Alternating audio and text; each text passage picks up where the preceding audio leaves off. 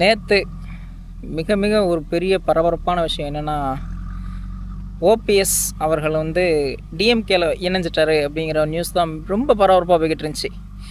இதில் என்ன ரஞ்சித் ஆச்சரியம், அரசியல்வாதிகள் கட்சி விட்டு கட்சி மாறுறது வந்து சகஜம் தானே அப்படின்னு நீங்கள் வந்து சொல்லலாம். இத்தனை பேர் இத்தனை வருஷங்களாக மாறினது வந்து ஒரு ஆச்சரியமே இல்லைன்னு வச்சுக்கோங்களேன்.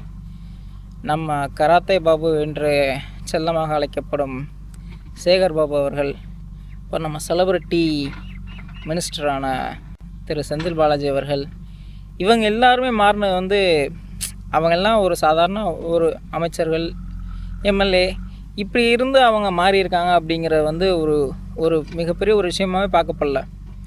ஆனால் ஓபிஎஸ் அவர்கள் வந்து மாறுவார் அப்படிங்கிறது வந்து கட்சி விட்டு கட்சி மாறுவார், அதுவும் டிஎம்கேக்கு போவார் அப்படிங்கிறது வந்து யாருமே யோசிச்சு பார்க்காத ஒரு விஷயமா இருந்துச்சு.